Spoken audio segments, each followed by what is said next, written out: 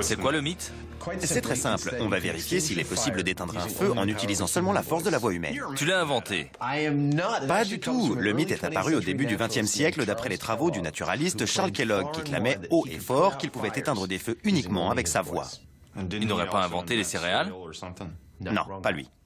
Charles Kellogg avait une voix de génie, rien à voir avec les céréales. Au cours des années 20, il a traversé les États-Unis à bord d'une roulotte fabriquée dans le tronc d'un séquoia.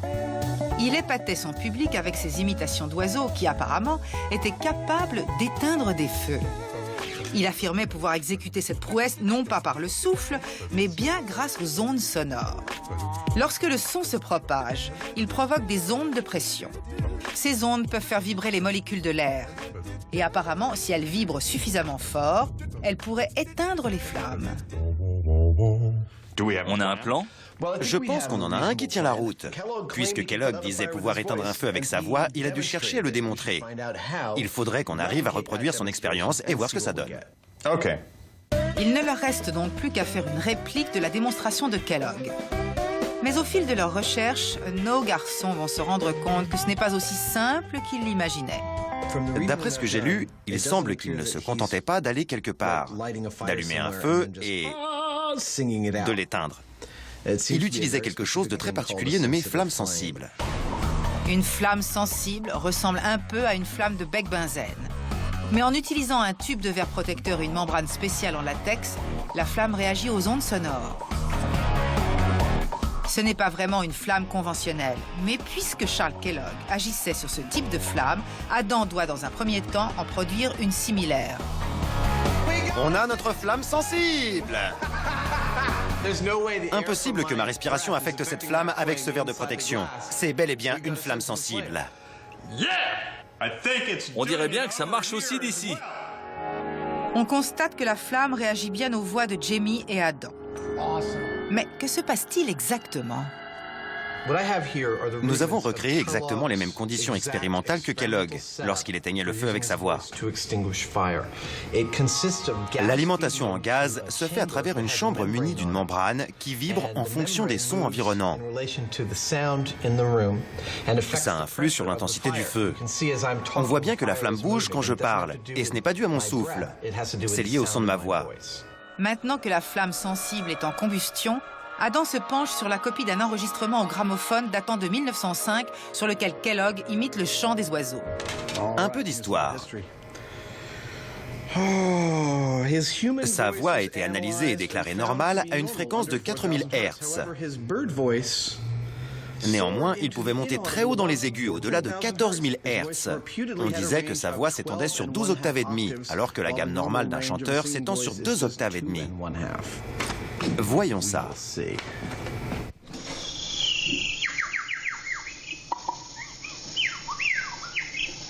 Les imitations de Kellogg sont impressionnantes. Peu importe s'il siffle ou s'il fait vibrer sa voix en se tenant le cou. Le simple fait que ça sorte d'une personne est ahurissant. La voix a un effet certain sur l'intensité de la flamme, mais elle ne va pas jusqu'à l'éteindre. C'est assez flippant, en fait. Carrément. Il produisait un son comme un sifflement d'oiseau qui avait le pouvoir de faire vaciller la flamme d'un extrême à l'autre. Comme ça, bang, bang, bang. Il dit quoi, coucou? Tout n'est pas perdu. Il se peut tout simplement que la qualité de l'enregistrement, qui a plus de 100 ans, ne soit pas assez bonne. Je vais essayer d'éteindre cette flamme en imitant le chien. S'ils veulent continuer à tester ce mythe, ils vont devoir trouver le moyen de reproduire l'intégralité de la gamme vocale de Kellogg, avant qu'on envoie Adam à la fourrière. Mon imitation marche pas. Les Mythbusters vont maintenant mettre l'hypnose à l'épreuve. Regarde-moi dans les yeux, plus profondément. Tu tombes dans un sommeil profond. Qu'est-ce que tu fais? J'essaie d'hypnotiser Grant. Pourquoi? On travaille sur le mythe de l'hypnose. L'hypnose génère depuis longtemps des mythes sur ses pouvoirs potentiels. Ceux-ci sont sur le point d'être passés au crible par nos Mythbusters. Tout d'abord, un grand classique. Un hypnotiseur malveillant peut introduire une suggestion post-hypnotique qui te force à faire quelque chose contre ton gré. C'est comme dans les films où on hypnotise un agent secret et quand on lui dit un mot spécial pendant son sommeil, il se réveille et part tuer les gens. C'est ça, sauf qu'on ne va tuer personne. Alors, lequel d'entre nous se fait hypnotiser? Malheureusement, ce n'est pas si facile que ça. Apparemment, l'hypnose ne fonctionne pas sur tout le monde. La première chose à faire, c'est de trouver un hypnotiseur pour voir lequel d'entre nous est le plus réceptif. Ce sera alors notre cobaye pour une suggestion post-hypnotique. Super. Allons voir l'hypnotiseur. La première chose à faire est d'aller consulter un hypnotiseur pour voir si l'un d'entre eux est susceptible d'être hypnotisé. Nous voici devant un hypnothérapeute et un neurologue. Ils vont nous dire lequel d'entre nous est le plus sujet à l'hypnose. Pour ce test, nous allons étudier la suggestion post-hypnotique. Si aucun d'entre nous n'est réceptif, on est coincé. Tori se lance le premier. Grant et Carrie vont suivre son évolution avec l'aide de Cynthia Kerson, neurologue, et d'un électroencéphalogramme. Ça marche comment? Si je réponds mal, vous m'envoyez un électrochoc? Pendant ce temps, Seth, l'hypnotiseuse, essaie de faire une démonstration de ses talents. Concentrez-vous sur ma main. Vos paupières sont lourdes. Laissez cette sensation de pesanteur envahir tout votre corps. Elle utilise la technique de la relaxation progressive. Laissez-vous pénétrer par ce léger flux relaxant qui descend de votre tête, le long de votre corps, jusqu'à vos pieds et vos orteils. Grant et Carrie sauront que Tori est hypnotisée si l'électroencéphalogramme montre que son activité cérébrale est réduite de moitié. Savez-vous quel pourcentage de personnes sont sujettes à l'hypnose? Au moins 85%. 85? Plus ou moins fortement. Malgré ces statistiques, il semblerait qu'ils aient pris un mauvais départ. 10 minutes plus tard, l'activité cérébrale de Tori n'a diminué que de 5%. Il faudrait que son activité cérébrale baisse de moitié. S'il était à 9,5%, il faudrait atteindre 4. Tori n'étant pas très réceptif à l'hypnose, il est hors concours. La prochaine sur la liste est Carrie. Toute l'équipe attend beaucoup d'elle. Je pense que c'est le genre de personne qui peut facilement être hypnotisée. Pourquoi? Je sais pas, je le sens comme ça. C'est parce qu'elle fait tout ce que tu lui demandes. Non, ça n'a rien à voir. Mais leurs espoirs vont à nouveau être déçus puisque Carrie ne se montre pas plus réceptive. Je crois que j'ai réussi à me détendre suffisamment pour entrer dans un état de demi-sommeil. Mais ensuite, je me suis rendu compte que je cherchais cet état. Du coup, j'essayais tellement fort que je n'ai pas pu me relaxer complètement. Tout repose désormais sur les épaules de Grant. Mais Monsieur Science va-t-il succomber au charme de Seth? Très, très profondément. De plus en plus détendu. Passé le malaise du début, au bout de 5 minutes, les choses prennent une bonne tournure. Vous vous sentez comme une poupée de chiffon. L'électroencéphalogramme montre que l'activité de Grant est passée du niveau 9 au niveau 4. Je crois qu'il est en hypnose profonde. Il sera plus facilement sujet à l'hypnose. Regardez. Il répond tout à fait aux critères de la personne recherchée pour répondre à des suggestions. Il sera un très bon sujet pour une suggestion post-hypnotique. C'est une personne très sensible à l'hypnose. C'est toi qui as gagné. Ça implique quoi au juste? Tu sais ce que ça veut dire. Nous allons maintenant essayer de t'hypnotiser et voir si nous arrivons à te faire faire quelque chose que tu ne ferais jamais en temps normal. Vous n'allez quand même pas me mettre mal à l'aise. On ne te mettra pas trop la honte. Célèbre dans les années 20, Charles Kellogg, naturaliste de métier, était un homme de spectacle aux talents extraordinaires. Il savait imiter le chant des oiseaux à la perfection et il prétendait également pouvoir éteindre une flamme sensible par le seul biais de sa voix. Lorsque nos Mythbusters ont tenté de reproduire cet exploit, ils ont totalement échoué. Supposant que leur enregistrement, vieux de 100 ans, était probablement de trop mauvaise qualité, ils ont appelé les renforts. Salut Roger, comment tu vas? Content de te voir. T'es venu jouer au détective? Roger, ingénieur du son, apporte avec lui un générateur audio qui leur permettra de reproduire toute l'étendue vocale de Kellogg. Voici ce qu'on utilisait à l'époque de Kellogg pour produire une fréquence donnée. Je crois qu'ils accordaient les pianos et d'autres instruments de cette façon, mais je n'y connais rien. De nos jours, il existe des appareils appelés générateurs audio qui nous permettent d'obtenir n'importe quelle fréquence de n'importe quelle hauteur. Mais avant d'entrer dans le bal des fréquences, remettons les choses au clair. Le son est un ensemble de vibrations qui se propagent dans l'air sous forme d'ondes. La fréquence correspond au nombre de vibrations qui se propagent en une seconde. Plus la fréquence est élevée, plus le son est aigu. On dit que les cris d'oiseaux de Kellogg pouvaient atteindre la fréquence à peine audible de 14 000 Hz. Le générateur pourra produire une telle fréquence sans aucun problème. J'aimerais qu'on couvre toute l'étendue de sa voix jusqu'aux fréquences inaudibles.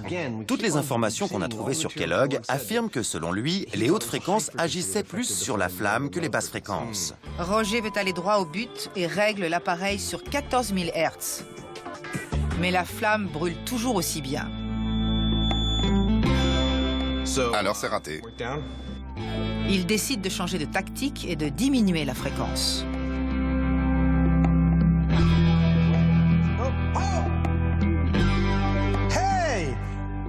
C'était quelle fréquence? À 166 Hz, l'extrémité opposée du spectre de l'appareil, la flamme sensible finit par s'éteindre. Mais Adam n'est pas pleinement satisfait. Cette installation comporte une flamme, certes, mais je peux très bien l'éteindre comme ça. C'est le dispositif qui n'a pas su maintenir le feu.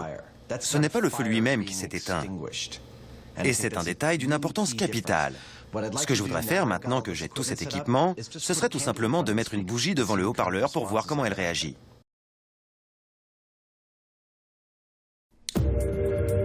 Voici une bougie on ne peut plus ordinaire. Contrairement à la flamme sensible, aucun dispositif n'est mis en place pour la faire réagir au son. Ils essaient tout d'abord les hautes fréquences, mais sans succès. Aucun effet visible sur la flamme. C'est seulement au moment où ils se décident à baisser la fréquence qu'ils obtiennent le résultat recherché. En conclusion, le son produit par un générateur audio réglé sur une basse fréquence peut éteindre une flamme. Le son grave génère une onde de pression qui fait vibrer l'air jusqu'à l'extinction de la flamme. Il reste une question. Peut-on reproduire ce son avec nos propres voix? Peut-on les amplifier? Oui. La voix humaine est-elle capable de reproduire cet exploit? Il est temps de s'attaquer à ce mythe en version karaoké.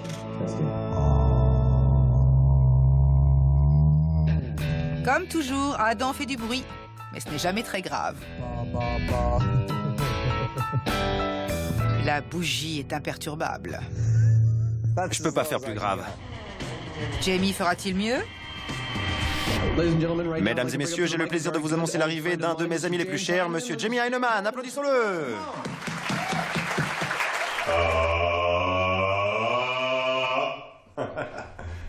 La voix de Jamie est plus grave et agit davantage sur la flamme. Après quelques mesures, le Larsen commence à faire des interférences. Je pense qu'il faut écarter un peu le micro du haut-parleur. Il faudrait que Jamie aille chanter dans une autre pièce. Oui. D'accord, on va essayer. Jamie reprend dans un studio d'enregistrement improvisé. Ça marche. Oui. Cette fois, il n'y a plus de Larsen, mais il n'arrive toujours pas à éteindre la bougie. On est à fond? Oui. En désespoir de cause, Jamie adopte la technique des bougies d'anniversaire. On dirait que ça marche. À ce rythme-là, il n'est pas prêt de faire un vœu. Ça tourne. À partir de là, on peut conclure que la voix humaine, même amplifiée, ne peut pas venir à bout d'une flamme ordinaire. On dirait bien.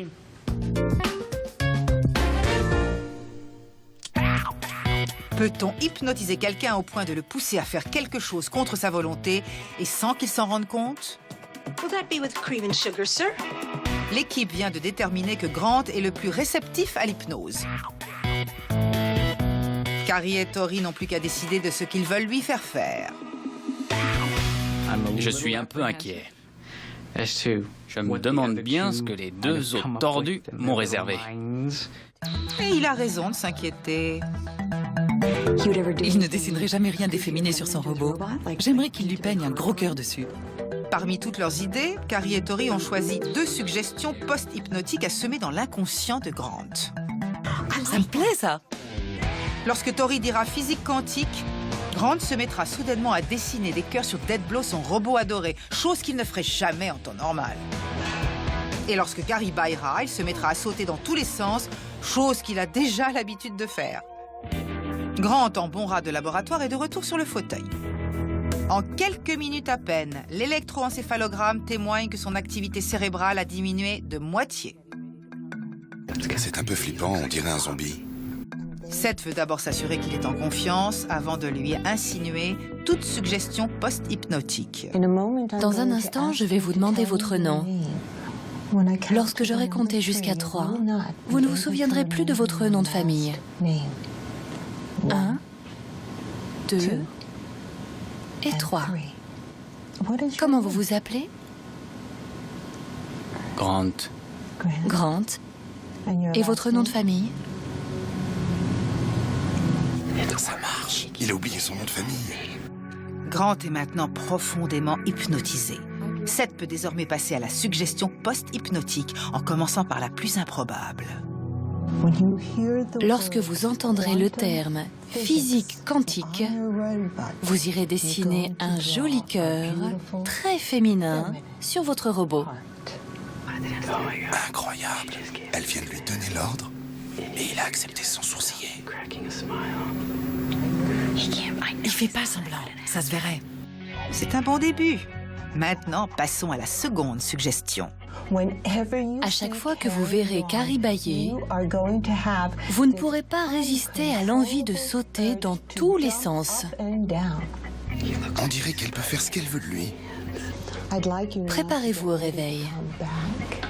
La suggestion est bel et bien implantée. Il faudra attendre demain pour savoir si elle est bien enracinée. Jamie et Adam cherchent à bouleverser les techniques conventionnelles de lutte contre les incendies en utilisant la voix humaine contre les flammes. Mais pour l'instant, leurs résultats n'ont pas encore enflammé les esprits. Où en sommes-nous avec ce mythe? Alors, on a réussi à démontrer que le son pouvait éteindre un feu, mais pas encore que la voix humaine en était capable. Ça voudrait dire qu'il est bidon. Je pense qu'il faut faire appel à des professionnels. Des chanteurs, tu veux dire? Et tout à fait. C'est le boulot idéal pour ce groupe local de chanteurs a cappella.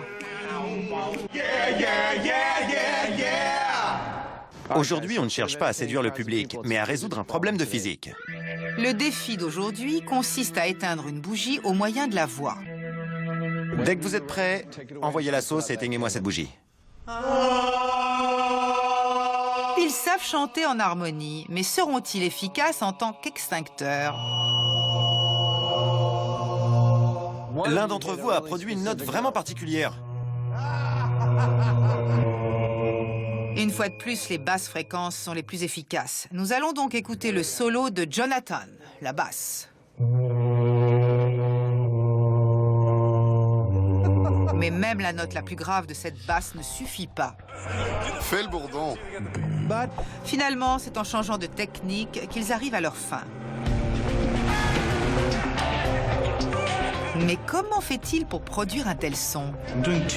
Je fais deux choses en même temps. Je commence par chanter normalement.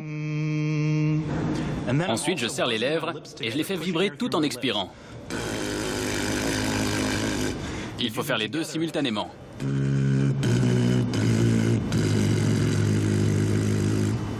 Il est donc possible d'éteindre une flamme à l'aide de la voix humaine. Bien sûr, on ne va pas s'arrêter là. Sur la base de ce succès, on devrait s'attaquer à une flamme plus importante, utiliser de plus gros haut-parleurs et remettre Jonathan à l'épreuve. Puisque la mission sur la bougie est accomplie, il est temps de mettre le feu aux poudres.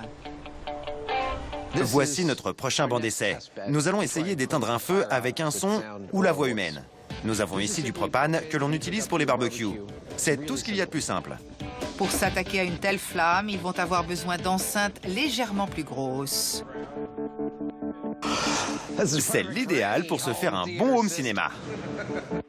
Ces enceintes devraient produire des basses fréquences d'une telle intensité qu'elles feront vibrer davantage les molécules de l'air, générant ainsi de violents courants d'air. Mais seront-elles suffisamment puissantes? En quelque sorte, on amplifie les paramètres de l'expérience. La flamme est bien plus grosse et les enceintes aussi. On verra bien si on arrive au même résultat. Notre bass beatbox est de retour en studio. Qu'est-ce qu'il ne faut pas faire au nom de la science? Cependant, même au volume impressionnant de 146 décibels, les bourdonnements de Jonathan n'ont aucun effet sur cette flamme imposante. On va reprendre le générateur. Merci beaucoup. C'était sympa. Roger, c'est à toi maintenant. T'es prêt? Prêt? Roger et son équipement de choc parviendront-ils à venir à bout de cette flamme? Il passe en revue toute la gamme de fréquences de son générateur, puis monte le son jusqu'à nous exploser les tympans avec un volume de 155 décibels. Mais même à ce niveau, le feu reste imperturbable. Ça fait tomber le crépi du plafond. À la lumière de nos expériences, je ne vois vraiment pas en quoi cette technique pourrait aider la lutte contre les incendies. Jamie propose sa dernière idée. On va encore essayer une dernière fois. On a réorienté les enceintes pour faire une sorte de mur de son. Honnêtement, on est un peu perdu. On ne voit pas ce qu'on pourrait faire d'autre. Cette disposition en V sera-t-elle le V de la victoire? Pendant que Roger pousse les basses, Adam est à genoux, à la recherche du meilleur emplacement pour la flamme. Il ne s'agit plus d'une expérience clairement planifiée, mais plutôt d'une série d'essais à tâtons. Mais tout d'un coup...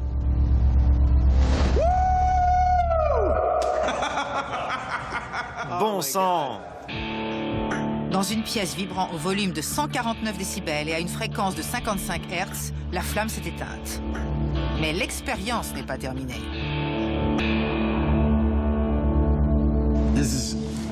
Une fois de plus, il s'agit d'une expérience dont je n'aurais jamais pu imaginer le résultat final.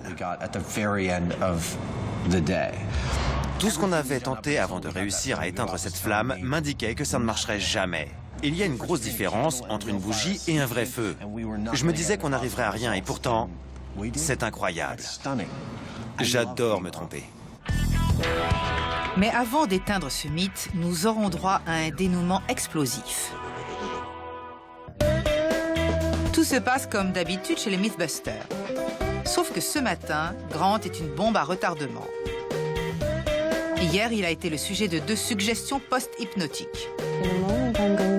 Le moment est arrivé de vérifier si ces suggestions sont bien implantées. Le premier déclencheur, c'est quand on lui dit physique quantique. Ça devrait pousser Grant à sortir son feutre et à aller dessiner des cœurs sur son robot. Le second déclencheur, c'est un bâillement de Carrie. C'est censé le faire sauter dans tous les sens. Dans tous les cas, on devrait bien s'amuser.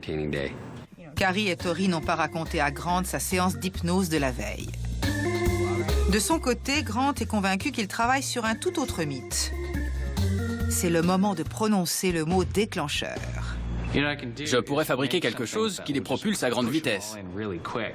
Oui, mais ça représente beaucoup trop de travail. Ça devient trop compliqué.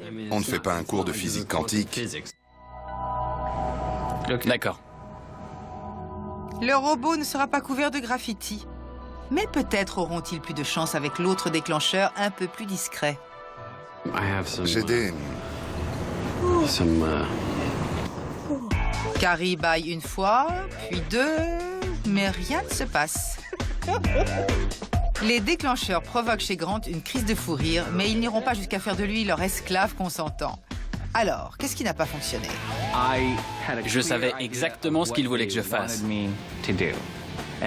Pendant tout ce temps, j'essayais de me convaincre que j'allais peut-être oublier tout ça et que ça deviendrait subliminal.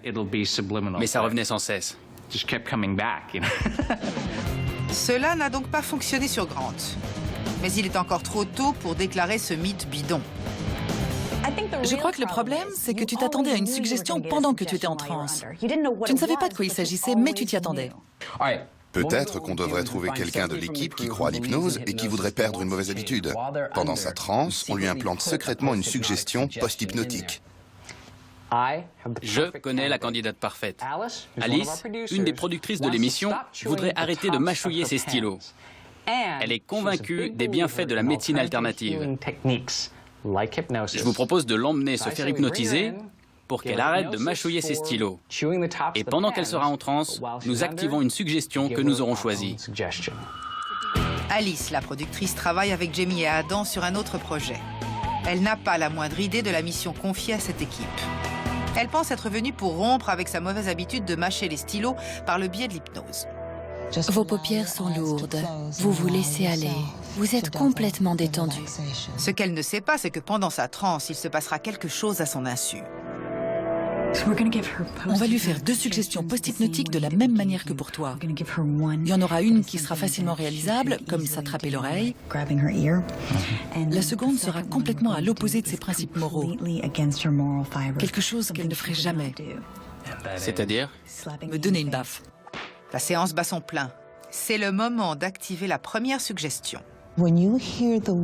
Lorsque vous entendrez le mot Adam, êtes-vous d'accord pour vous gratter l'oreille? L'idée ne me plaît pas. C'est bizarre. On est grillé. Malgré ses débuts encourageants, il semble qu'Alice ne mordra pas à l'hameçon. Je ne suis pas d'accord. Ce mythe est en train de tomber à l'eau. Elle se rend compte qu'on essaie de lui glisser des suggestions post-hypnotiques. Du coup, ça ne marche pas. On n'est même pas arrivé au moment le plus marrant. Je voulais voir sa réaction quand elle lui dirait de me gifler. C'est donc bien le mythe de la suggestion post-hypnotique qui se prend une bonne claque. Ça fonctionne au cinéma. Mais dans la vraie vie, même les hypnotiseurs s'accordent à dire que c'est impossible. L'hypnose ne prend pas le contrôle. C'est à vous d'accepter la suggestion. Si vous n'êtes pas d'accord, ça ne marche pas. Je suis vraiment déçue. Je voulais tellement que ça marche. Tu rêvais d'une bonne claque? Nous avons eu des résultats positifs. À partir du moment où l'hypnotiseuse a suggéré à Alice de faire quelque chose contre son gré, elle est sortie de la transe. C'est bien ce qu'ils disent tous. On ne tombe jamais totalement inconscient. La plupart des hypnothérapeutes et des hypnotiseurs disent qu'il est impossible d'obliger quelqu'un à agir contre ses principes moraux. C'est bidon alors? Bidon. C'est vraiment dommage parce que j'avais l'intention de dominer le monde. Oubliez vos rêves de domination. Ce mythe est bidon. Puisque Carrie, Tori et Grant ont pris tellement de plaisir à tester l'hypnose, Physique quantique. Adam et Jamie décident de les rejoindre. Qu'est-ce que tu fais? Carrie, Adam et Grant travaillent sur le mythe de l'hypnose. Puisqu'ils ont potassé le sujet, il y a quelque chose que j'aimerais bien vérifier. Quoi donc?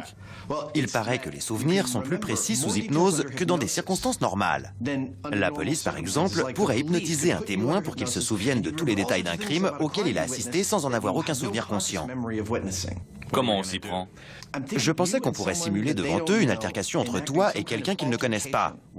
Après, on leur donne une série de questions pour voir s'ils se souviennent des détails de ce qu'ils ont vu. Ensuite, on les met sous hypnose, on leur pose les mêmes questions et on compare les résultats. Donc il nous faut des acteurs. Exactement. Entrez! Pour tester ce mythe, ils ont engagé 2 acteurs locaux, Ryan et Brian, pour jouer une petite comédie devant Carrie, Tori et Grant. L'objectif du spectacle, c'est de faire monter un peu leur niveau de stress. Il faut leur montrer quelque chose qui les mette mal à l'aise. Ensuite, on leur demandera de se souvenir exactement de ce qui s'est passé. L'équipe devra se souvenir d'une multitude de gestes et de mots.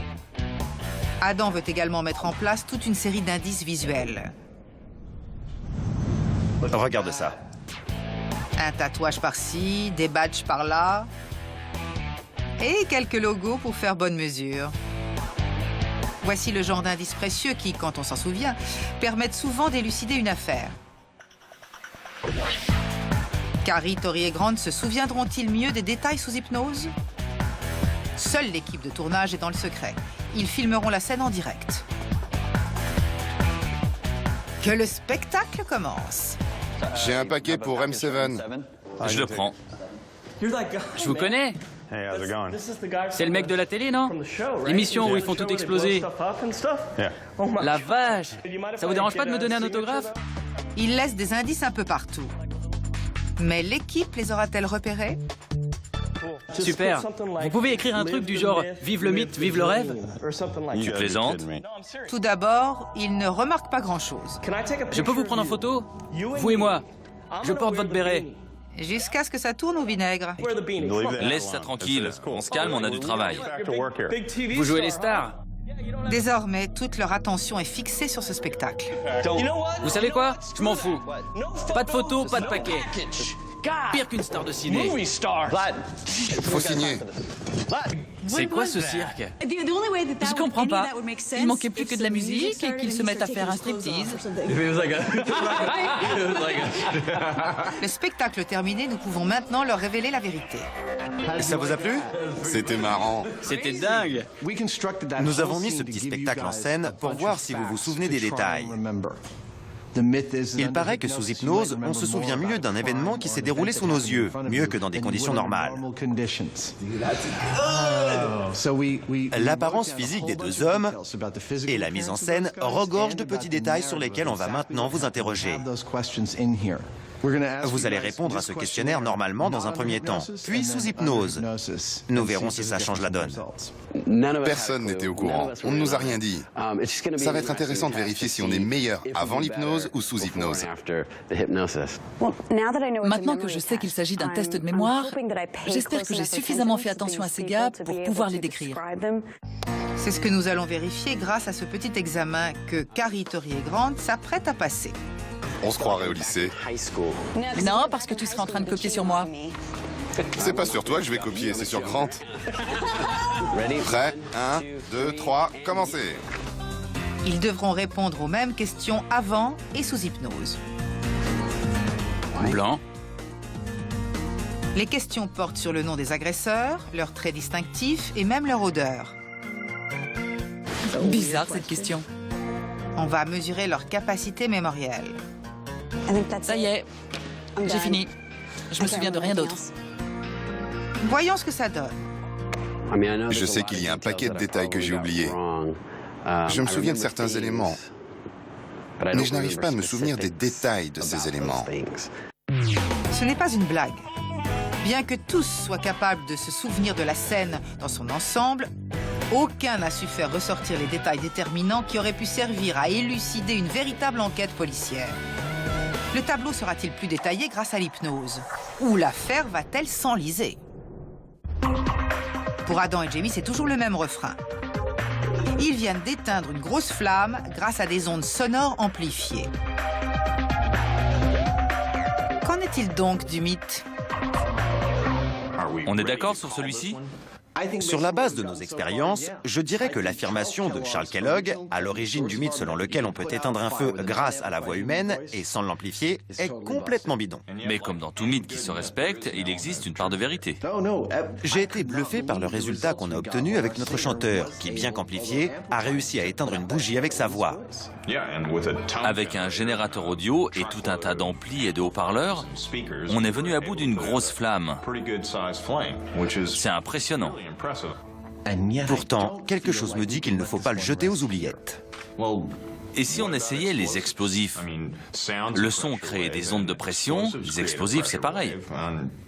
À ce que je sache, dans les puits de pétrole, on éteint bien les incendies avec des explosifs. Vendu, c'est parti. Peut-on vraiment éteindre un feu avec des explosifs?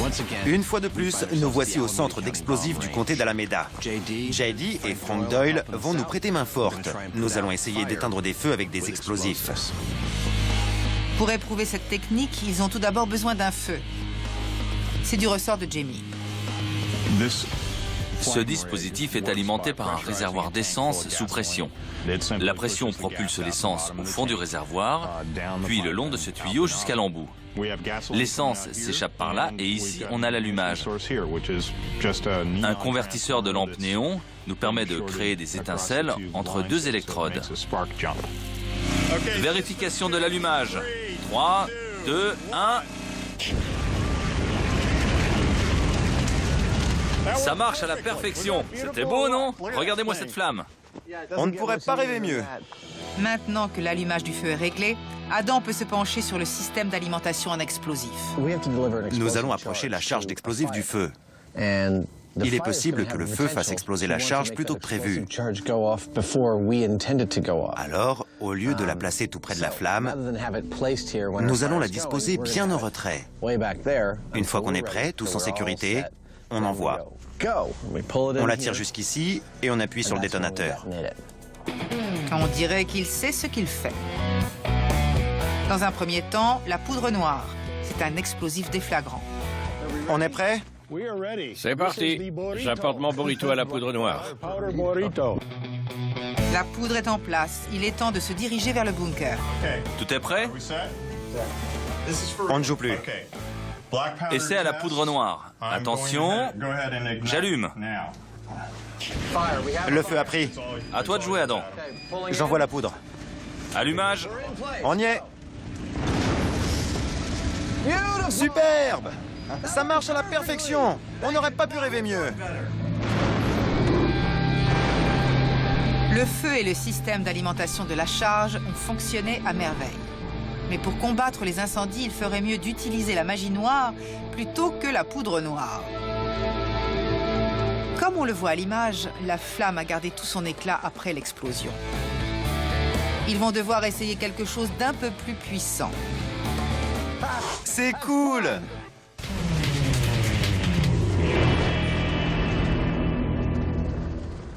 Pour tester le mythe selon lequel l'hypnose améliore les capacités mémorielles, Jamie et Adam ont joué la comédie. Laisse ça tranquille, on se calme, on a du travail. Ils ont ensuite fait passer un test de mémoire à l'équipe. On se croirait au lycée. Mais l'enquête patine suite à l'échec de tous les membres de l'équipe au test de mémoire. Vérifions maintenant si l'hypnose les aidera à se souvenir de certains éléments clés. C'est ce que pense Dave Hill, l'hypnotiseur.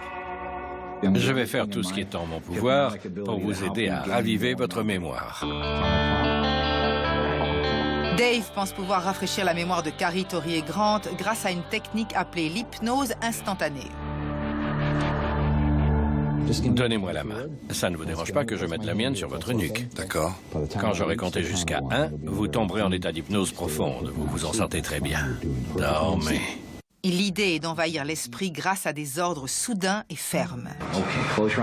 Fermez les yeux, mon ami. Vos yeux roulent sous vos paupières. Essayez de les rouvrir et constatez que vous en êtes incapable. Dormez. Dormez, c'est très bien. Dans un instant, vous allez devoir répondre à des questions sur l'incident auquel vous avez assisté. Mais avant cela, je vais vous aider à retrouver la mémoire. Je vais vous donner la capacité de revoir la scène comme un film que vous pourrez télécommander. Vous pourrez avancer, revenir en arrière ou faire des ralentis. Avec Dave aux commandes, ils vont repasser le même examen en pleine hypnose. Y avait-il des badges sur les uniformes? Regardez-les avec attention. Qu'y avait-il d'inscrit? Un des hommes avait-il un tatouage?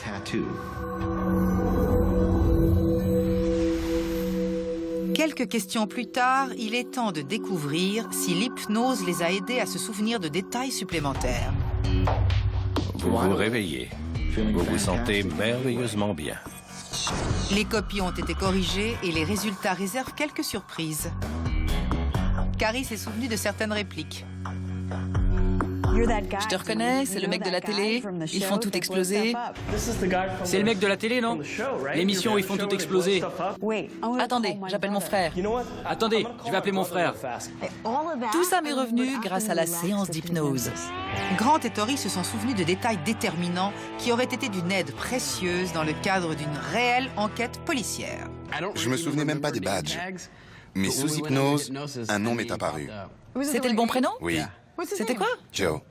Grant a pu décrire le tatouage dans les moindres détails. Pour identifier quelqu'un présent sur les lieux du crime, c'est une information capitale. Je suis impressionné par les résultats. Grâce à l'hypnose, il semblerait que l'affaire soit finalement classée. Des détails vous sont revenus sous hypnose? Je me suis souvenu qu'un des types avait un tatouage dans le cou grâce à l'hypnose. C'est très important. Très. Tori s'est même souvenu d'un nom. Je ne m'attendais vraiment pas à ce que ça marche. Vu ces résultats, le mythe est confirmé? Ça me paraît évident. Confirmé. J'en suis convaincu. C'est dingue. L'hypnose a donc de l'avenir. Le mythe est confirmé. Les Mythbusters essaient d'éteindre un incendie avec des explosifs. Adam va vous expliquer pourquoi. On a essayé d'éteindre une flamme avec du son. On a commencé avec notre voix. On a ensuite utilisé un générateur audio. Et maintenant, l'explosif brisant. On a essayé la poudre noire. Maintenant, on passe à du lourd.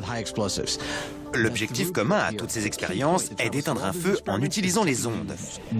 Les ondes sonores ou les ondes de choc. Les Mythbusters ont recours à leur péché mignon. On utilise très souvent des explosifs pour les missions. Pour faire sauter des coffres, des pantalons, sans oublier la célèbre explosion du mythe de la chute de 6700 mètres. Les 500 kilos d'explosifs ont non seulement déclenché la plus grosse détonation de l'histoire des Mythbusters, mais ils ont également mis le feu aux collines environnantes. Cette fois-ci, Jamie et Adam sont curieux de voir si les mêmes ingrédients peuvent servir à éteindre un incendie. C'est l'explosif brisant? C'est ça. On dirait plutôt un taco mexicain. Pourquoi cet explosif brisant a plus de chances de réussir là où l'autre a échoué? Y a-t-il une réelle différence entre l'onde de choc d'un explosif brisant et celle d'un explosif déflagrant? Bien sûr. L'onde de choc d'un explosif brisant est bien plus intense. Ça ressemble à un mur, elle a davantage de poussée et de vitesse. C'est cette poussée, cette énorme onde de pression qui est censée pouvoir éteindre les flammes. Cette fois encore, ils vont utiliser le système d'alimentation en explosif pour que la charge atteigne la flamme au bon moment. Après une rapide mise en place, ils sont prêts pour l'explosion numéro 2. Mise à feu! Mise à feu!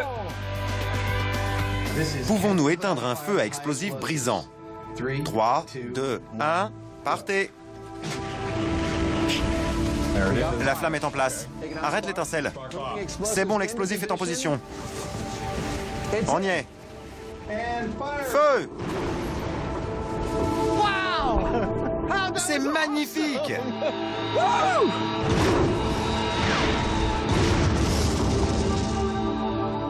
Le feu de Jamie a vécu son dernier souffle. La flamme a été totalement soufflée. On voulait voir si la détonation pouvait créer une onde suffisamment puissante pour priver la flamme de son oxygène et l'éteindre. On a réussi. On l'a vu, le feu s'est éteint. Les explosifs ont réussi leur coup. En privant le feu d'oxygène, ils l'ont asphyxié. Mais d'après Jamie, cette technique comporte un défaut capital. Ce n'est pas le genre de technique qu'on voudra utiliser pour éteindre un incendie domestique. On risquerait de faire disparaître la maison avec. Ce n'est pas avec quelques pétards que vous éteindrez une voiture en feu. C'est une technique très spécialisée qui fonctionne parfois et sous certaines conditions. Alors, tu crois que le feu était assez gros? Je pense que oui. En conclusion, on ne peut pas éteindre un incendie en chantant. Le mythe est bidon.